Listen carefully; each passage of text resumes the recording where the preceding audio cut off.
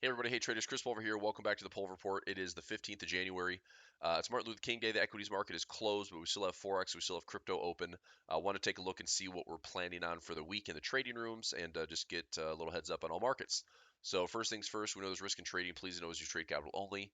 You know the deal. Follow him on social media. Make sure it's really me. YouTube.com/Chris Pulver. I started to engage a little bit more in my other platforms. So I'm taking videos like this. I'm taking my live sessions. I'm splicing them up. I'm throwing them on Instagram. My handle is Real Chris Pulver. I'm throwing them on TikTok as well, Real Chris Pulver. So just make sure you're following me for real. And obviously, you can follow me on my Discord channel. That server is Chris Pulver Trading. Make sure it's spelled correctly. My handle is Real Chris Pulver. There's not a one. There's not a dash. There's not an underscore. There's, again, make sure it's really me. Okay, let's talk big picture stuff. So do a little top-down analysis and dive into the charts right here. So happy Monday, everybody. Here's the SPY. We're trading at 476. Again, markets are closed today.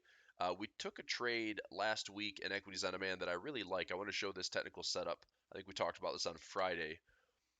Here we are with this ridiculous run on the DIA. This move was fantastic, obviously, from November to present, up about 16.89%. I'm trading this back down to a little bit of equilibrium. So we have uh, monthly pivot still available for February or for January. We have 1, 2, 3, 4, 5, 6, 7 pivots in a row weekly that have all been missed. We have our yearly pivot right here, a monthly pivot from December that's missed, previous resistance plus previous highs from all-time highs in the DIA. I could just see that this market is going to find a way to hopefully correct a little bit. Again, little bit. I'm looking to still buy the dip and maybe pull back on some of these fib levels. So here's a 23%. There's a 30% gain retracement. There's a 38% level, which coincides with that yearly pivot. The market could stay sideways this week. It's pretty quiet overall with earnings. There's only 58 companies reported earnings this week, and here they are. So 13, 11, 25, and 9. Now, fast forward to next week. This is where things get a little bit more interesting. Next week, we have 17, 41, 65, 84, and then a big whopping January 26 expiration on 570 stocks reporting earnings. Going into the next week, which is 169, 81, 104, 159, and 40, and Thursday on Wednesday the 31st, that is where the Fed FOMC meeting is. So we are getting into the meat of earnings season, and we're getting into the news of the Fed here in the next couple of weeks, where I just think will give us some volatility expansions, look for some movement. That being said, I think that I'd like to see the DIA correct a little bit, pull back down into these levels, these crazy pivots and Fibonacci levels that I have to the downside. So I do have a bull or a bear put spread rather. So it's a debit spread that I'm looking to grab some profit to the downside and expecting a pullback. Now I will trade the SPY and the Qs and the IWM most likely around that volatility on the Fed. More earnings reports, maybe the market catches some momentum. I found this interesting. I did a video for 8cap over the weekend, and I found this interesting. Just looking at the early part of earnings season, only 6% of the S&P reported earnings so far. 7 of the 11 sectors are expected to report lower earnings. So there's the forward guidance is a little bit more uncertain. The wall of worry is still there like it was last year. Now that doesn't mean that the market has to go down. We could still see the markets climb the wall of worry. We could see that the 12-month forward PE is 19.5. It's not necessarily overstretched. It's yes, it's a little elevated compared to a 5 and 10-year average. But the last time this gets into the territory of man, I really think a correction is due is when this 12-month PE ratio is trading at like 24. So there's still upside potential. Savers from 2022 getting a little bit more confidence back. There's literally $6 trillion in money market instruments that if they come back and participate even in a portion, participate in the equities market, maybe take less risk, maybe do a 60-40 portfolio, do something more traditional, there's going to be some force buying in the market. So I could see the market making all-time highs, and this is across the board. The DIA did it, the Qs tapped it, the SPY is yet to hit it, but I can see us making all-time highs this year. I could see the Fed's message being really interesting on the 31st. Let's look at the Fed Watch tool really quickly here, and then I'll switch over. Again, this is all top-down stuff, just talking big picture. But expected to pause again for the rate in January. March is the anticipated rate cut. Highest probability right now, 70%, and there's going to be a 25 basis points cut that the market's already priced in and anticipating. Now, the Fed's message from the 31st might also change this, where this percentage might go up higher, this percentage might go down. It might be The combination of maybe the Fed's going to pause in March and the market's not convinced. If we do see that, I would see the stock market dropping in anticipation that the Fed's not going to be as dovish as it once thought. A lot of the reason the market had that aggressive Santa rally and holiday rally was because the market was pricing in six rate cuts going into 2024. That is a lot. That could all change. So, message from the 31st will be interesting. This week we have the World Economic Forum going on in Davos, so we'll see how that all plays out. Okay, let's switch gears here to the dollar. So dollar index still finding that holiday support in between that 100 to 101 level. I can see the dollar index heading higher, especially if the stock market is going to drop.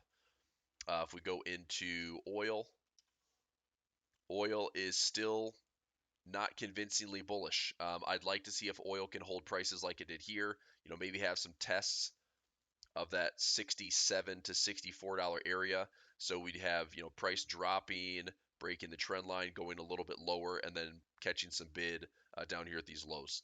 So I'm looking to trade some USO if price comes low enough, and I'll show the chart here. It's not quite as correlated as US oil, but there's USO. So basically, I'm looking to do some option trades if USO is tapping that low. So if we come back to like $60, I'm looking to get long on USO for a range trade, and just say that I'm wrong down here. But price has to find my levels first. Also, take a look at gold. Gold is hanging out at 2052. GLD had a move to the upside. I'm looking to fade this move. I think we did like a 190 by 192.50. Didn't get filled because I want to get filled at the proper price. So if we get filled at like 25 to 30 cents, we're gonna have to see gold possibly just push right back up to the same highs and then fade that move down. So again, this is all kind of in the context of a dollar getting a little bit stronger in the next couple weeks and see if the stock market will dip. Silver, here's SLV. Trading in a range. It's tight trading. Here's XAG. Same type of thing. Lots of chop.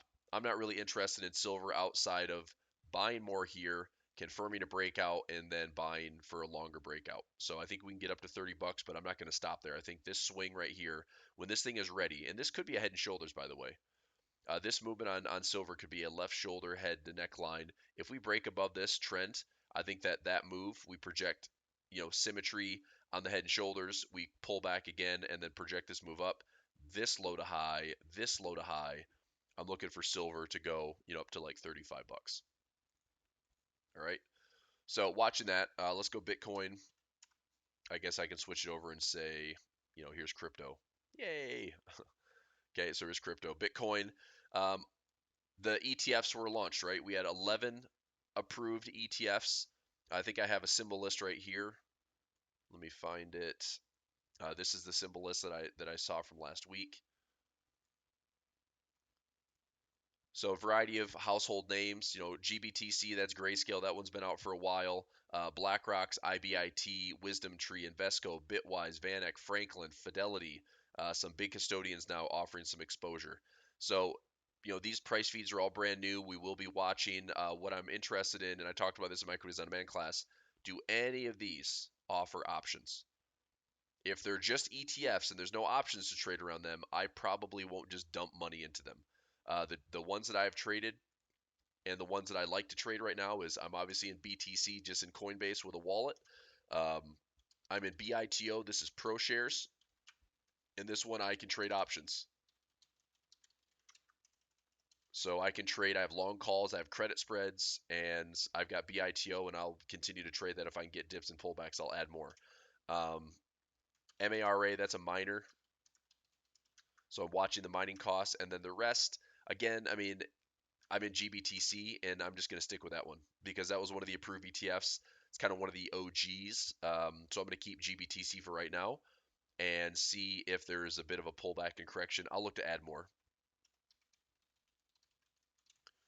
Okay, looking to add more. I like Fidelity. I like BlackRock. They're huge, so maybe that's a possibility. But if the price feed is brand new, there's no real structure to go on that chart, so you just have to watch Bitcoin overall. So let's talk Bitcoin overall because we had pullbacks as soon as all this was launched last week and approved last week. We see a huge rejection candle where Bitcoin cracked this $48,000 level.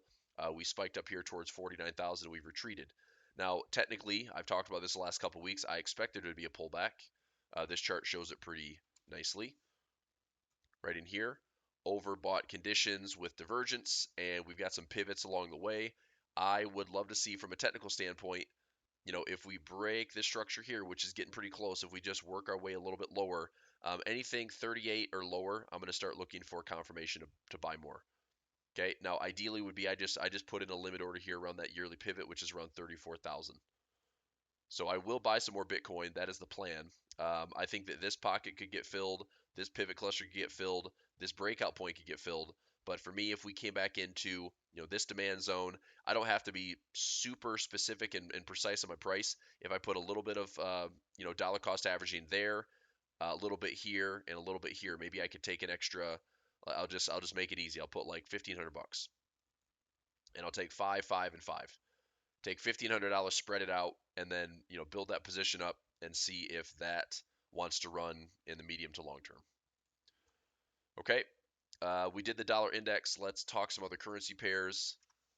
Aussie CAD, I still like long. I'm still looking at, if we get pullbacks, great. I want to buy some pullbacks, but this structure to me is, we broke this area, going sideways.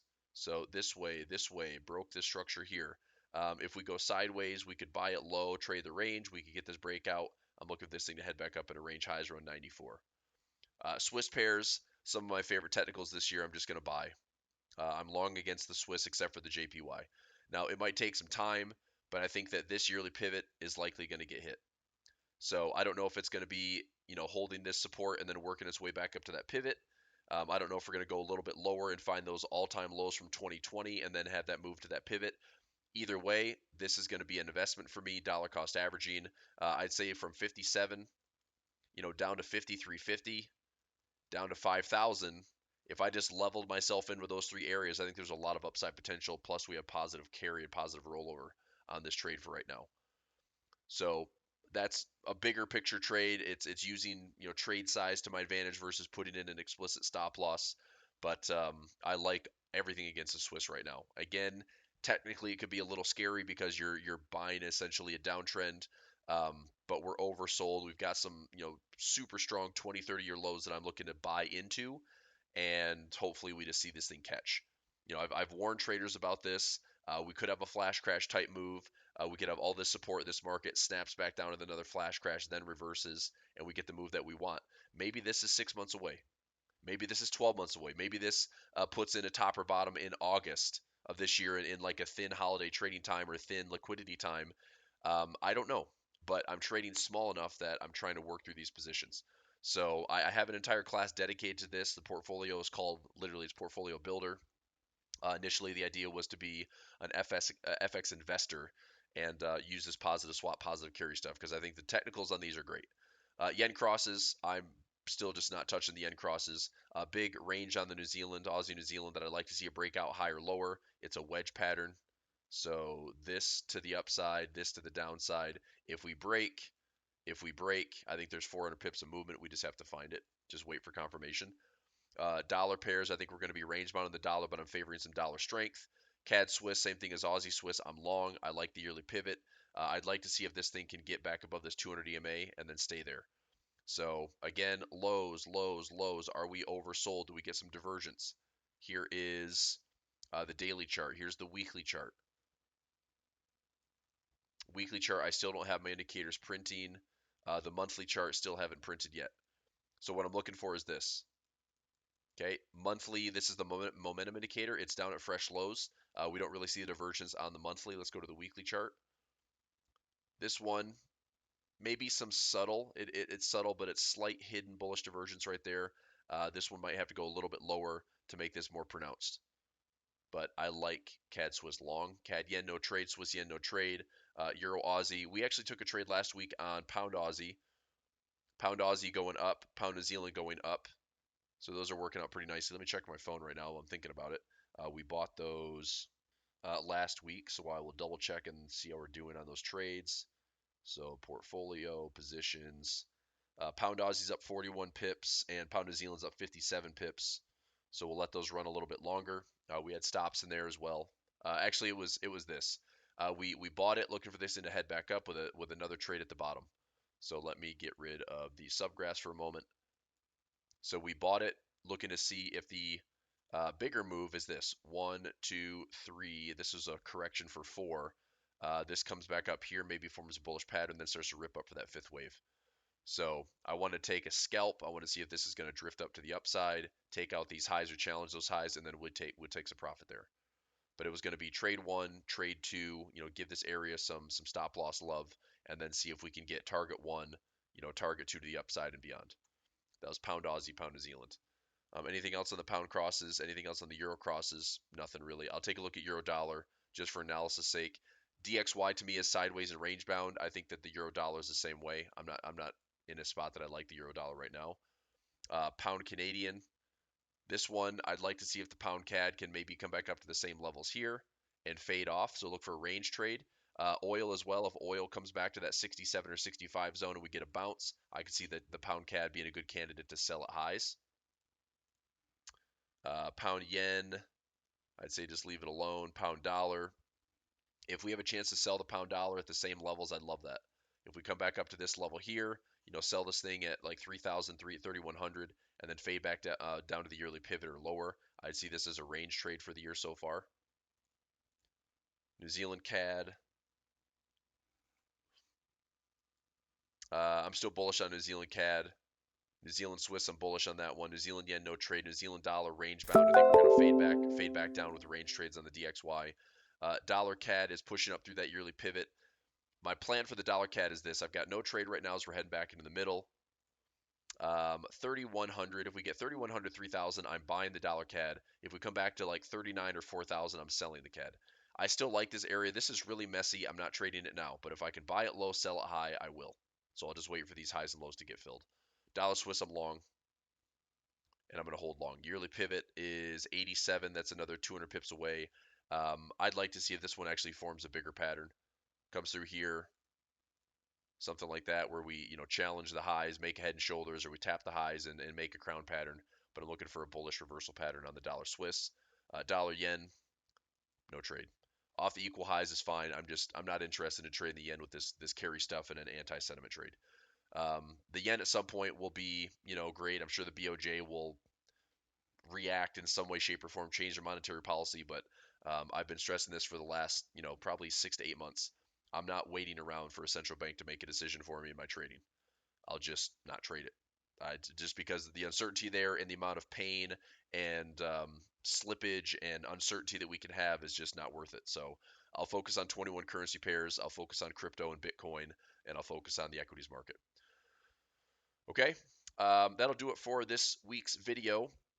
We'll be live at noon on Wednesday, the 17th. We'll be live at 9 a.m. Eastern Time on Friday to wrap up the week. I'll see everybody in the trading rooms for the Flex Trading Room as well as Equities on Demand. And happy Monday, everybody. I'll talk to you all soon. Thanks. Bye.